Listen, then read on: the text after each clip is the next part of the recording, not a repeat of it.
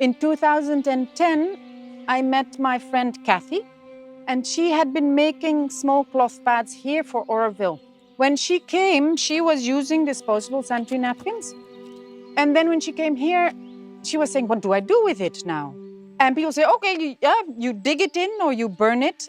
And so she was digging and burning, and she was suddenly realizing how problematic this waste is. We looked at different possibilities for women in the village to get some livelihood. And cloth pads was one of those options. We produce cloth pads with women in small stitching groups. We sell them in India, we sell them internationally.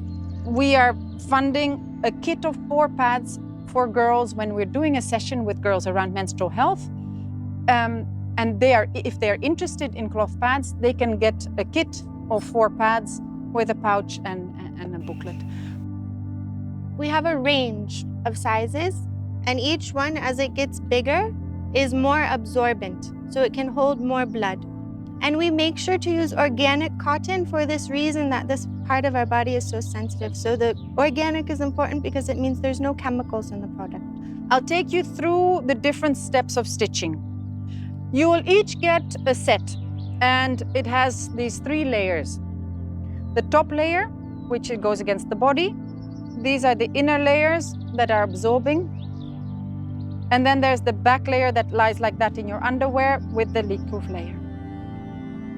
First step is that we'll stitch these layers together, that they're just stable, that they're not moving about.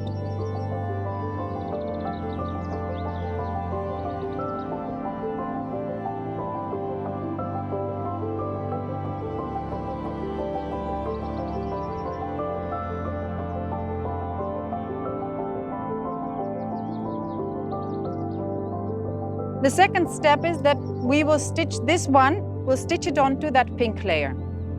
It's only onto the pink. We'll just do we can just do a running stitch, very small. The smaller it is, the less friction when you're washing, the less that it breaks.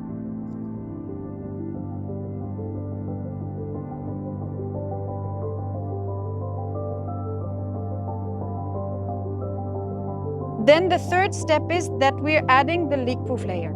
And this one, we're adding it reverse. We're adding it to the back side, like this.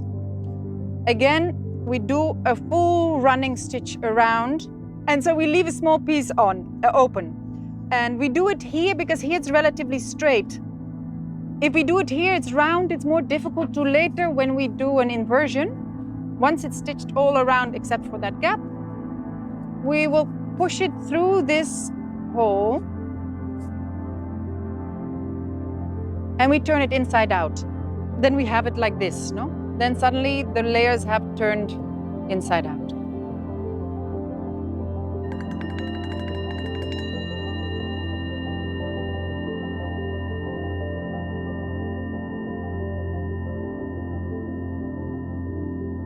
And then the last 2 steps are that we finish it off, we close the gap and we finish it off with blanket stitch. And then we add the buttons.